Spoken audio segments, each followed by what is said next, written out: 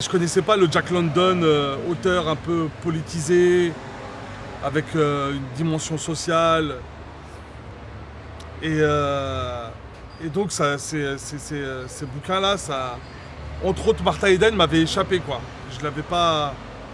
Et pourtant, voilà. Quand tu m'as fait découvrir ce bouquin, cet univers et tout, bah tout de suite et bien entendu ça m'a parlé. Ça me rappelle ma trajectoire, ça me rappelle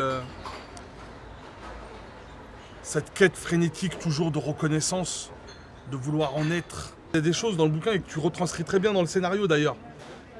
Cette relation aussi, ce rapport à l'argent, ce rapport... le fantasme aussi qu'on peut avoir quand on est issu d'un milieu populaire, des classes dominantes, des classes bourgeoises. Dans ton scénario, c'est dans une blanchisserie. Ça m'a rappelé complètement ce que j'ai vécu à l'aéroport.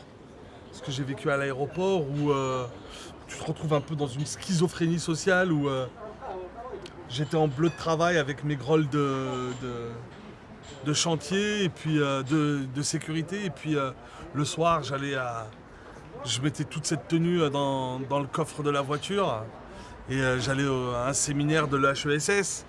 Et ça me permettait de tenir, hein, ça. Hein. Parce que c'est des boulots violents. Comme dans cette blanchisserie. Et alors, pour survivre, moi j'écrivais, je me disais, voilà. Ouais, je suis pas en totale déchéance. Je suis pas complètement mort socialement. J'existe encore à travers les écrits, la littérature, etc. À un moment dans ton scénario, il y a une scène que j'ai vraiment vécue. La scène avec attendre un bifton d'une revue, etc. Et j'attendais, je pensais que ça allait... Voilà, j'avais aucune connaissance de ce qu'était le calendrier, de comment ça se... Voilà, des délais, etc. Moi, je pensais, tu vois, j'étais pressé d'avoir mes thunes. Et c'est pratiquement, alors, tu le décris très très bien dans ton scénario, mais vraiment, je l'ai vécu, mais de A à Z. Mais bien sûr, il y a aussi l'histoire d'amour. L'histoire d'amour avec finalement la littérature et le livre comme pont entre les deux personnages principaux.